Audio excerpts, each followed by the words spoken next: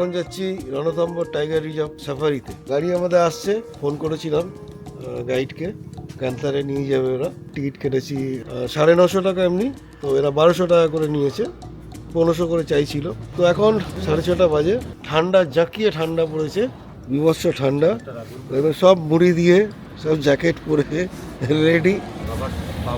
এই ক্যান্সার একটা চলে গেল, দুটো গেল, কারণ আমাদের ক্যান্সার আসছে এখান থেকে 4 কিলোমিটার। তো আমাদের ক্যান্সার হয়তো এক্ষুনি এসে যাবে। যে সাফারি বুকিং, এদের বোর্ড রয়েছে। এখান থেকে সব বাইরে থেকেই বুক করতে হয়, মানে অনলাইনে অ্যাকচুয়াল বুক করতে হয়। তো অনলাইনে আমরা অতটা এক্সপার্ট নই, হতে চেষ্টা করলে হতো। তো এখান থেকে আমরা বুক করেছি। একটা যাচ্ছে গাড়ি জিপসি, আর এটা একসাথেই হয়ে গেছে। দেখুন সাইনি গেস্ট হাউস, এদের রেস্টুরেন্টে রয়েছে। তো আমরা তো নিজেরাই রান্না করে খেলাম, কালকে দেখালাম। আমরা ক্যান্সারে উঠে গেছি, মোটামুটি গেটের কাছাকাছিও চলে এসেছি। এত ক্যান্সার আমাদের আগে চলে গেছে যে আদৌ আমরা কিছু দেখতে পাবো কিনা। এটা হচ্ছে প্রথম ক্যান্সার যেই ধরতে পারতাম, তাহলে চান্স থাকেনি। গেটে পৌঁছে গেছি। বাপরে বাপ, কত ভিড়, এতগুলো গাড়ি সব একসাথে যাবে। এই এত লোক যদি একসাথে যায়, কোথায় লোকাবে ওরা? ये अपना कॉमन रूट है, रणथंभौर फोर्ट के लिए भी जाता है और जोन 1 और 5 कॉमन रूट आगे जाके डिवाइड होता है। ये मेन गेट है, एंट्री गेट। রণথম্বর রিজার্ভ ফরেস্টের বা বাফার জোন দিয়ে অলরেডি ঢুকে পড়েছি মেন গেট দিয়ে।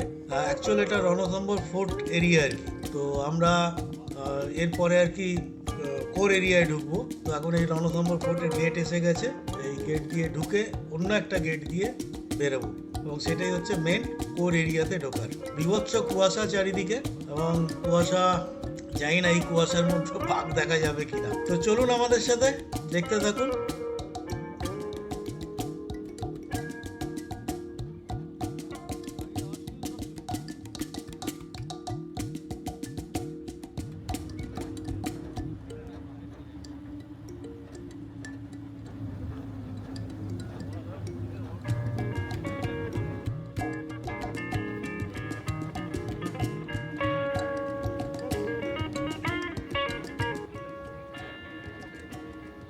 যে ডান দিকে দেখছেন, এটা হচ্ছে রণথম্বর ফোর্ট। ওপরে উঠলেই রণথম্বর ফোর্ট আর কি। এখানেই ত্রিনেত্র গণেশটা রয়েছে, যেটা খুব ফেমাস এখানকার। জানি না যাওয়ার সৌভাগ্য হবে কি না। আর আমরা চলে এসেছি এখন, মানে এরপরে হচ্ছে সেকেন্ড গেটটা আর কি, যেটা পার হলে ওটাকে বলে কোর এরিয়া আর কি। কোর এরিয়া গেটটা এটা, এটাকে বলে যোগীমহল গেট। আর জাস্ট এটা ক্রস করলেই হচ্ছে কোর এরিয়াটা পড়ে। এখন এখানে একটা ব্রেক, আর এই ব্রেকে এখানে ওয়াশরুম যারা যারা ইউজ করতে চায় তারা করে নেবে, এবং তারপর এখান থেকে রওনা। তার কারণ হচ্ছে এখান থেকে প্রায় 3-4 ঘন্টার আর কি সফর। তো মাঝখানে রাস্তায় আর কোথাও নামা যাবে না আবার এখানে এসে। তবে এখানে ময়ূরের বেশ ছড়াছড়ি, বেশ হৃষ্টপুষ্ট ময়ূরগুলো সব দেখতেই পাচ্ছেন। তো চলুন দেখা যাক কোথায় নিয়ে যায় এবং কী কী দেখতে পাই আর কি।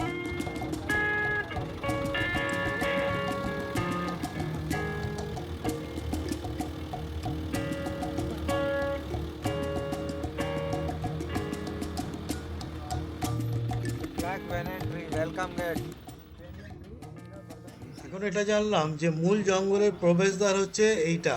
এটা হচ্ছে একটা ব্যানিয়ান ট্রি, যেটা হচ্ছে সেকেন্ড লার্জেস্ট ব্যানিয়ান ট্রি। প্রথমটা রয়েছে কলকাতার বোটানিক্যাল গার্ডেনে, আর এটা দিয়েই কোর এরিয়ায় ঢুকছে। কেমন একটা রোমাঞ্চক, মানে সেই ভুতুড়ে পরিবেশ লাগছে না?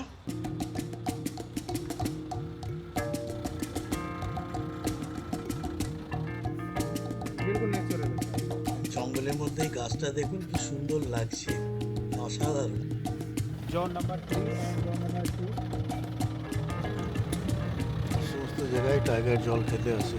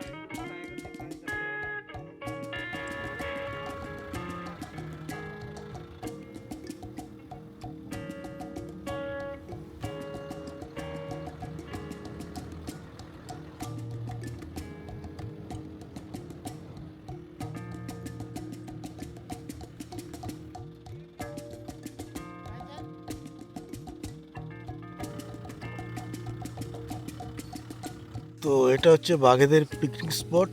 তো বাঘেরা মাঝে মধ্যে এখানে আসে পিকনিক করতে, কিন্তু ঠান্ডাটা ওদের ক্ষেত্রে আজকে কমই আছে, তো সেই জন্য আজকে কোনো বাঘের দল আসেনি।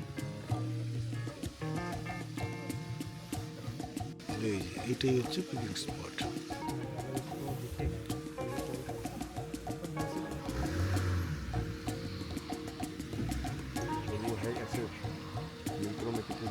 এটাও একটা স্পট, কিন্তু এখানেও 15 মিনিট বসে থাকলাম, তারপরে কিছু দেখা গেল না।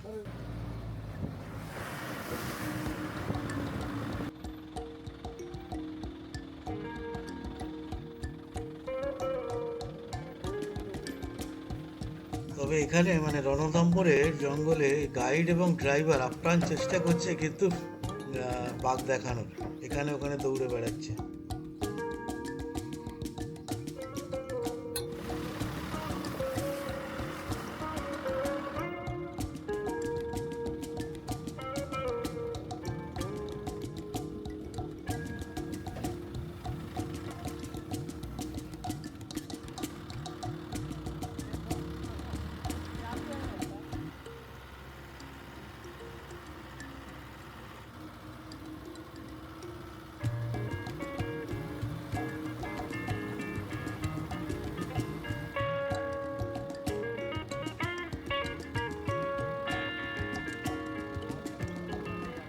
তো বন্ধুরা, এটা ছিল রণথম্বর জঙ্গলের ভ্রমণের সারাংশ আর কি। তো যাই হোক, আমাদের তো তাহার দেখা মিলল না। শুধু আমাদের টিমের মানে আমাদের গাড়ির মধ্যে 5-6 জন এক ঝলক দেখতে পেয়েছিল।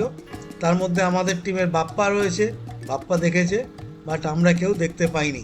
আমরা ওই বাঘের ডাক শুনেই শান্ত থাকতে হলো, আমাদের ক্ষান্ত হতে হলো।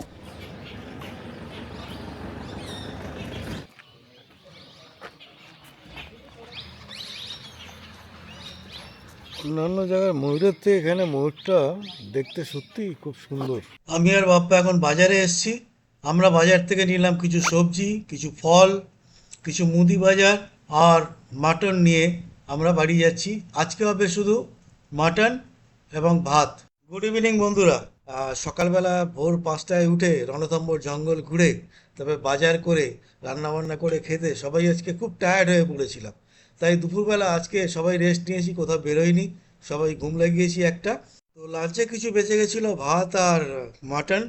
তো এখন শুধু কয়েকটা বেগুন ভাজা আর কয়েকটা রুটি করে নিয়ে আজকে ডিনার সারা হবে। আর কালকে সকালবেলা উঠে আমরা জয়পুর যাচ্ছি।